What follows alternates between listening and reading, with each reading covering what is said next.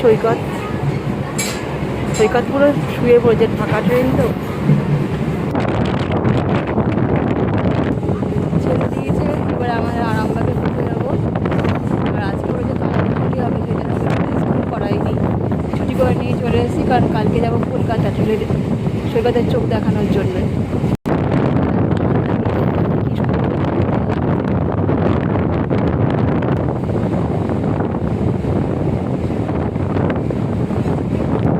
সামনে রেলের কাজ হচ্ছে, রাস্তা তৈরি, ওই জন্য ট্রেনটা স্লো করে দিয়েছে, এখানে প্রতিদিনই স্লো করে দেয়।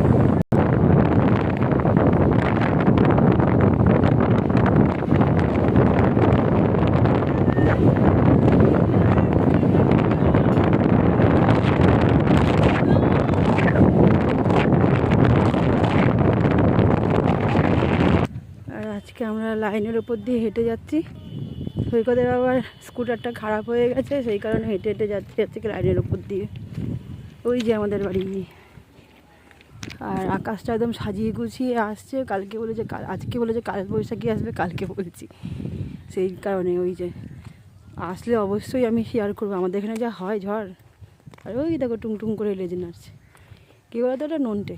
আর ওই যে আর একটা উঠে দৌড়ে আসছে, যেই দেখেছে, এই যে কে এটা, কে কে কে কে এ দেখো বেটা কিসের লোভে তাকিয়ে গেছে তো, পাঁপড়, পাঁপড় খাবে, পাঁপড়, এই দেখো। এই যে ওইখানেও এক পিস খাচ্ছে, এই দেখো কাকগুলো ঘুরছে, আমি পাঁপড় দেবো সেই জন্য। এই দেখো এইখানে ওদের সকালে বিস্কুট দিই, চলে এসছে যেই দেখেছে। বসে পড়েছি খেতে। আর এই তরকারিগুলো আমি রান্না করিনি, সব মা পাঠিয়েছে।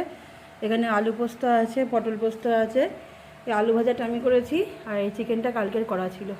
এখন খাওয়া দাওয়া করিনি, কারণ এরপরে যা মেঘের অবস্থা হচ্ছে, কারেন্ট সব নিয়ে নেবে। আর আশা করি তোমাদের এই ছোট্ট ব্লগটা ভালো লাগবে। সবাই খুব ভালো থেকো।